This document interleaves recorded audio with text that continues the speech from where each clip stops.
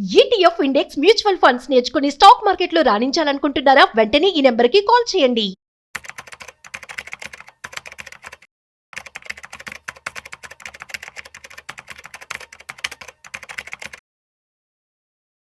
బంగారం ధరలు తాజాగా తగ్గినటువంటి తరుణంలో సెల్ ఆన్ రైజ్ అనే ఆప్షన్ ఫాలో అవ్వచ్చే ఇన్వెస్టర్స్ ఎవరైతే ఉన్నారో, అదేవిధంగా ఇదే టైంలో వెండి ధరలు బాగా పెరుగుతున్నాయి.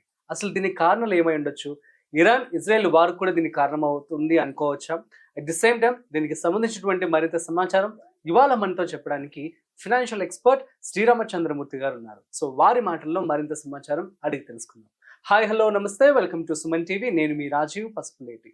హాయ్ సార్, నమస్తే. నమస్తే అండి. సార్, మనం చూస్తుండేదే బంగారం ధరలు ఈ రోజు కొంచెం తగ్గినట్లుగా ఉన్నాయి. సో ఈ టైంలో ఇన్వెస్టర్స్ అందరూ కూడా సెల్ ఆన్ రైజ్ స్ట్రాటజీ వాడచ్చా? సెల్ అండ్ రైజ్ అంటే ఇన్వెస్టర్స్ మీనింగ్ ఏంటి? ఉన్న స్టాక్ ని అమ్ముతారా? సెల్ అండ్ రైజ్ యాక్చువల్గా ఏంటంటే ట్రేడర్స్ వాడతారు. అంటే ఎంసెక్స్ లో గోల్డ్ సెల్ చేసేసి ఎక్కువ రేట్లు సెల్ చేసి తక్కువ రేట్లో బై చేసుకోవటాన్ని సెల్ అండ్ రైజ్ అంటాం. అది ట్రేడర్స్ అంటే ఎంసెక్స్ లో ట్రేడ్ చేసే వాళ్ళకి బాగుంటది. ఫిజికల్ గా కొనే వాళ్ళకి ఇప్పుడు ఉన్న గోల్డ్ అమ్మేసి మళ్ళీ కొనలేం కదా సార్. బిస్కెట్ వరకు అయితే ఛాన్స్ ఉంది. అవును. అంటే మీరు అన్నది ఫిజికల్ గా ఎలా అవుతుంది అంటే ఇప్పుడు లో రేట్ లో కనుక బిస్కెట్ ఏదైనా కొంటే అది ఇప్పుడు అమ్మేసేసి మళ్ళీ తగ్గినప్పుడు మళ్ళీ తీసుకోవచ్చు. అవును. సో అది సెల్ అండ్ రైస్ ఫిజికల్ గా బిస్కెట్ అమ్మచ్చు, లేదా ఎంసెక్స్ లో ట్రేడ్ చేస్తే అలా సెల్ అండ్ రైస్ చేసుకోవచ్చు. ఓకే. అయితే ఇప్పుడు ఏమవుతుందంటే మామూలుగా మనం ఏంటంటే మనకి నార్మల్ అందరం కూడా కొంటమే కానీ అమ్మటం ఉండదు కదా గోల్డ్ లో. సో కాబట్టి ఏంటంటే ఇప్పుడు కొనొచ్చా, ఇప్పుడు 1 lakh దాకా వెళ్ళింది. ఇప్పుడు ఆల్మోస్ట్ మన 3-4 days బ్యాక్ 1 lakh టచ్ అయింది. అవును. సో అదేంటంటే అది ఒరిజినల్ రేటా లేకపోతే నార్మల్ బేస్ రేట్ ఎంతవరకు రావచ్చు ఏంటి అని చూసుకుంటే ఇప్పుడు బై చేసుకునే వాళ్ళకి ఏంటంటే ఇప్పటికిప్పుడు అడవుడిగా బై చేయాల్సిన అవసరం లేదు. అంటే ఎక్సెప్ట్ మ్యారేజ్ ఈవెంట్స్ ఉండి కంపల్సరీ ఇన్వెస్ట్మెంట్ పాయింట్ ఆఫ్ వ్యూలో గోల్డ్ బై చేయాలంటే మాత్రం కొంచెం వెయిట్ చేయొచ్చు. ఇప్పుడు ప్రెసెంట్ వచ్చి 99,000 ఆ రేంజ్ దాకా ఉంది. సో ఇప్పుడు ఇది 97 ఆ రేంజ్ ఎక్స్పెక్ట్ చేస్తుంటాం. ఒక 2-3,000 అనేది అంతే, అంతకంటే ఇంకెక్కువ తగ్గదు. అసలు ఇంకా బేస్ లెవెల్ 90 అయితే మేజర్ బేస్ లెవెల్ 90. సో ఇప్పుడు ఏంటంటే ఇది ఇంటర్నేషనల్ గా చూస్తే 2,400 3,400 అవున్స్ వచ్చేసింది. సో అదేంటంటే అక్కడ అంతకుముందు 28 అలా ఉండేది. ఇప్పుడు 28 ఉన్నప్పుడు ఇక్కడ 85 అలా ఉంది. ఇప్పుడు ఆల్రెడీ 34కి వెళ్ళిపోయింది. కాబట్టి అది మొన్న లోలో కూడా బాగా లో వచ్చినప్పుడు $3,100 వచ్చింది.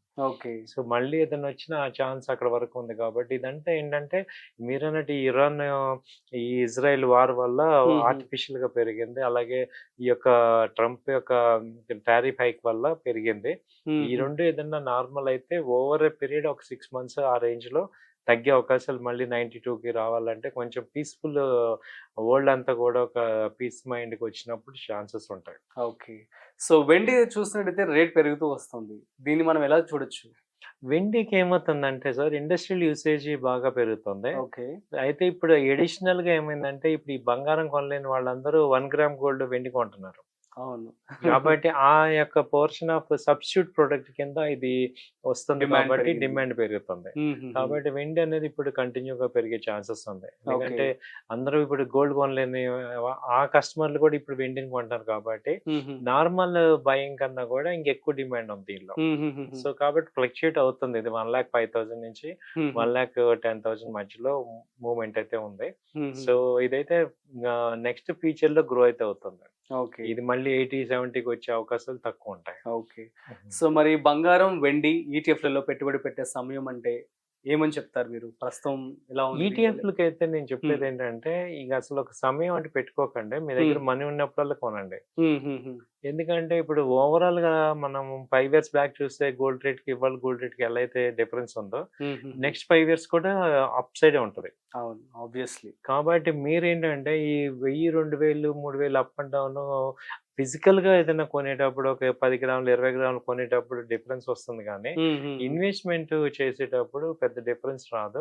అయితే మీరు ఏం చేయాలంటే ఎవ్రీ మంత్ ఎస్ఐపి లాగానో కొంత అమౌంట్ తో 1 గ్రామ్ ఈ గ్రామ్ లో ఉంటది, అలాగే ఈటీఎఫ్ లో ఉంటది. సో అలా మీరు పెట్టుబడులు పెట్టుకోవచ్చు. ఇవాళ ఇంకొక పాయింట్ ఏంటంటే స్టాక్స్ మార్కెట్ లో కొంచెం అప్ అండ్ డౌన్స్ వచ్చినా గానీ ఈ గోల్డ్ మార్కెట్ స్టేబుల్ గా గ్రోత్ ఇస్తుంది. అవును అవును ఈవెన్ మ్యూచువల్ ఫండ్స్ వాళ్ళు కూడా ఇక్కడ అసెట్ ఎలకేషన్ లో గోల్డ్ కి ఇంపార్టెన్స్ ఇస్తున్నారు. True sir.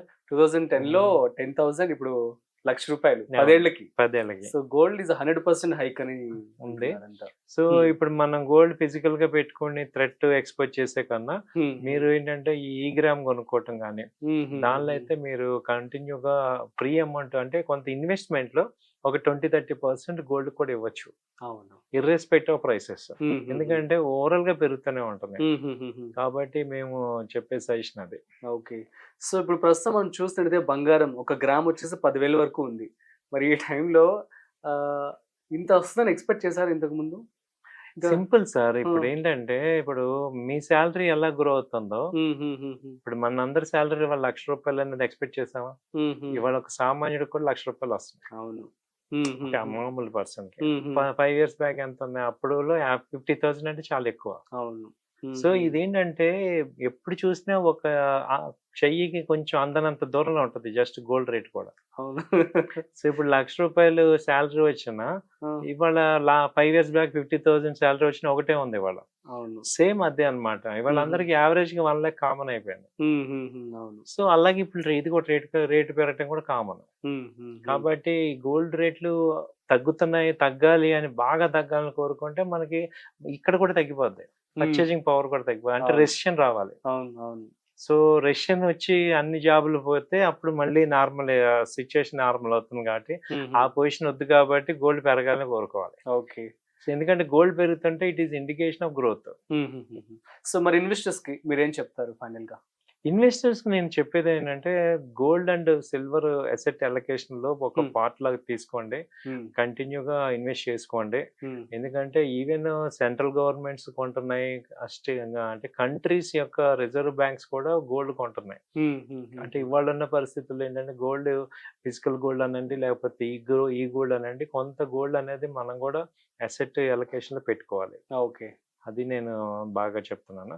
ఓకే, మీరు ఫిజికల్ గా కొనలేదు అన్నప్పుడు ఈ గోల్డ్ కానీ లేకపోతే ETF లో కానీ వాటిలో ఇన్వెస్ట్ చేసుకోవచ్చు.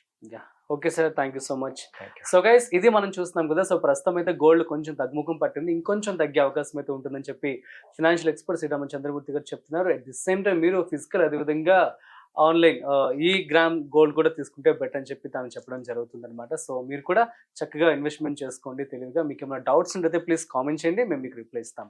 సో ఇలాంటి మరిన్ని ఇంట్రెస్టింగ్ కాంటెంట్ కోసం చూస్తూనే ఉండండి సుమన్ టీవీ.